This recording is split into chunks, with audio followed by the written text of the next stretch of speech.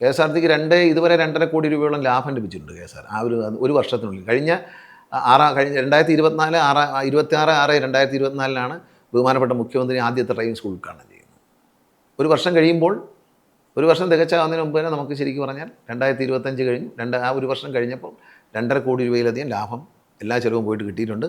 ഏതാണ്ട് 17,000 കുട്ടികളെ നല്ല ഡ്രൈവിംഗ് അറിയുന്നവരായി പുറത്തേക്ക് വിട്ടിട്ടുണ്ട്. ഡ്രൈവിംഗ് ടെസ്റ്റിന് പോയാൽ, ഞാൻ മന്ത്രിയെ വന്ന ശേഷം കേരളത്തിൽ ഡ്രൈവിംഗ് ടെസ്റ്റിൻ്റെ വിജയശതമാനം 48ആണ്.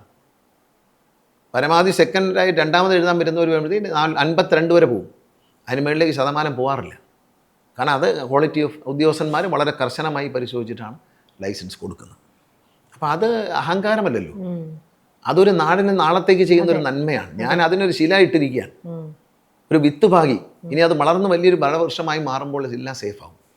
നമ്മൾ ഡ്രൈവ് ചെയ്യാൻ എനിക്ക് തോന്നുന്ന പോലെ ചെയ്യുന്ന ആളല്ല ഞാൻ ഒരു പരിഷ്കാരം കൊണ്ടുവരുന്നതിന് മുമ്പ് അതിൻ്റെ നെഗറ്റീവ് സൈഡെല്ലാം എടുത്ത് വെച്ച് ഇങ്ങനെ ഹരിച്ച് നോക്കി, ചുമ്മാ ഇങ്ങനെ വണ്ടി ഓടിക്കുമ്പോഴും രാത്രി കിടക്കുമ്പോഴും കുളിച്ചുകൊണ്ടിരിക്കുമ്പോഴും ഒക്കെ ഞാനിങ്ങനെ ചിന്തിച്ചിട്ട് അത് ശരിയെന്ന് ദൈവം പറയുന്നുണ്ട്. ഇത് കൊള്ളാം എന്ന് ഐഡിയ തരുന്ന ദൈവമാണ്.